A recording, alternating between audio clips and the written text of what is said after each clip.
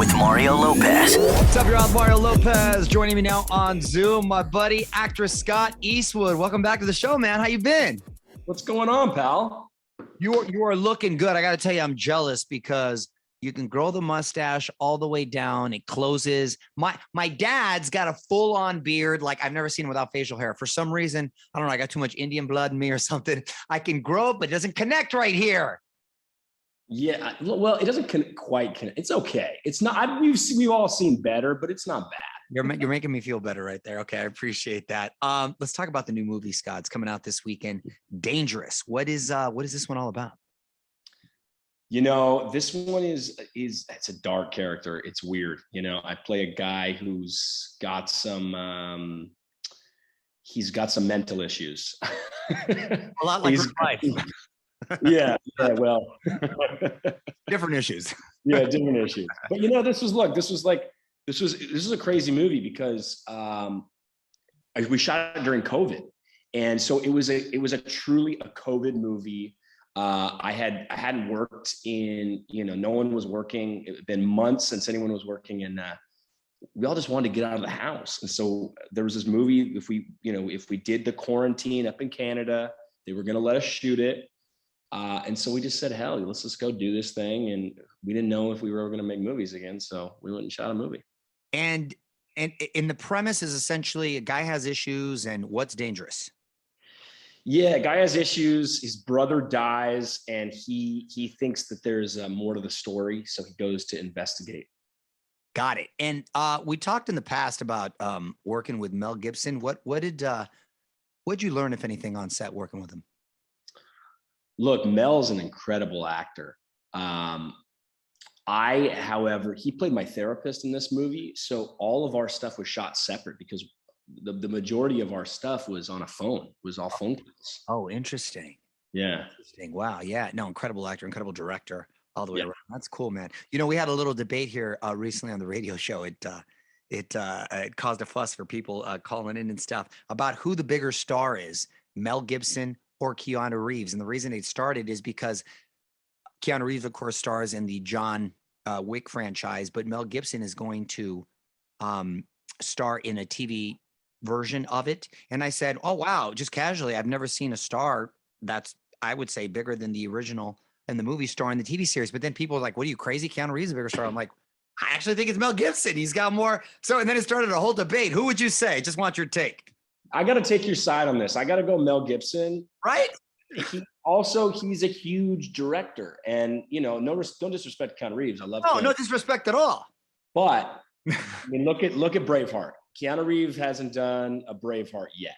Now, I think he's an incredible action star, and so on and so forth. But Braveheart, man. Braveheart, Passion of the Christ, Academy Award winner. Okay, good. I'm glad we settled that. Also in the works, Scott, I've been meaning to talk to you about this just to get your take off the show too, but a movie I'm looking forward to about the LA riots called April 29th, 1992. I was here in LA when that all went down, and I remember vividly seeing the flames all in the apartment complex that I lived in. It looked almost, for lack of a better word, pretty, with all it just the way it was lit up, all of South Central, and it seemed to downtown. It was pretty it's pretty incredible. What can you tell us about the film? Sure. Got to work with my longtime friend Ariel Roman, and I joke with him the Israeli mafia, because he has a really cool enclave of Israelis that he knows in LA, and he hired them all on the film. But he's an incredible director. He directed movies like The Iceman and Criminal, and a great movie for Netflix called The Angel. And so I was a friend of his for a long time. And when he passed me the script, it was actually quite good. The script has been around for a while, but I was really nervous because, going to work with a friend, working friends can be weird. But I had a great time working on it. Tyrese Gibson, who is a longtime friend as well. Ray Liotta. The film, I think, is going to be really interesting. It's fun. It's also a cultural zeitgeist movie that I think is, really relevant to what we saw in recent years. And yeah, I just finished it actually. I'm still wearing the watch, this 90s Casio watch. Yeah, I remember those. When can we expect it?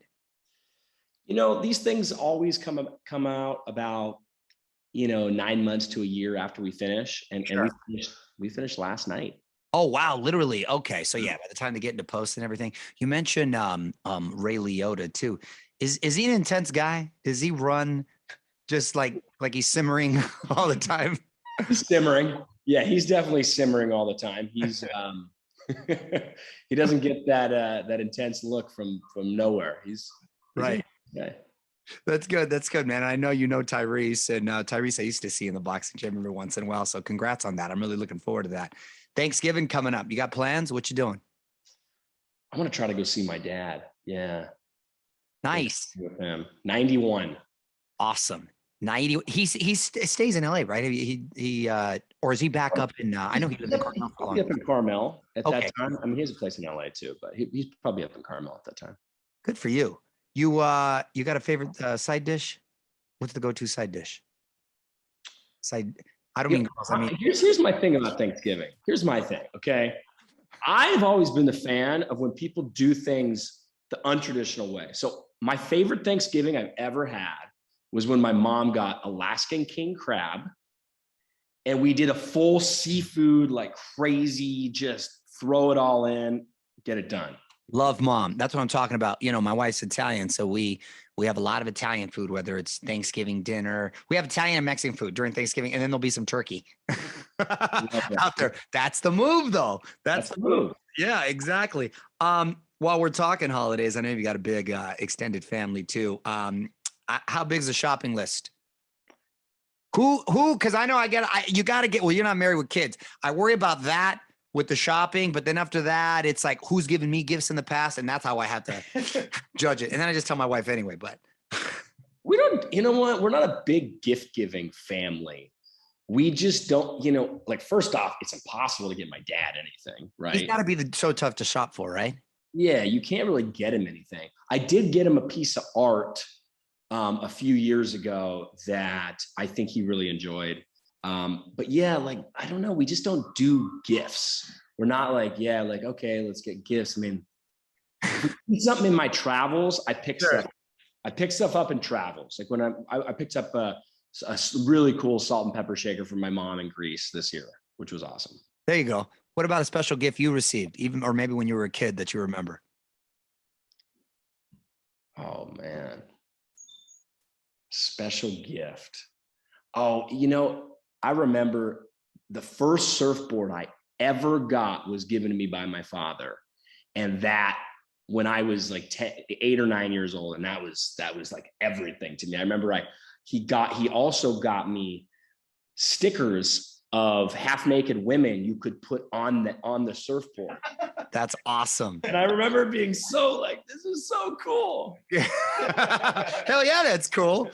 Speaking of surfing, I know this summer got away from us, but you're supposed to take me when it warms up again. I'm too much of a wuss to get in there now. It seems like it'd be a little cold. I need a big old board though. or we go to Mexico where it's summer all year long. That's what I'm talking about. That's what I'm talking about right there. And now a little downtime, perhaps. We're gonna get to grab a bite or train soon. 100%. Yeah, we're gonna do it. I'm gonna go to Mexico, I think, actually this weekend. Nice. And a little fishing in. Oh, I see when you post right there. Are you going on like a specific outfit to go fish, or just some buddies to? My buddy took a boat from Southern California down to Cabo. So I'm gonna go meet the boat there, and then we'll go out on it. It's a private boat. Oh, I'll be bringing you back fish soon, man. Yes, I'll be looking for the pics. I'm jealous. We got to plan that too, man. All right. Well, congratulations on everything, Scott, for sure. April 29th, 1992, when that comes out. But in the meanwhile, Dangerous comes out tomorrow. Thanks for hanging out today, buddy. Good to see you. Same, brother. On with Mario Lopez.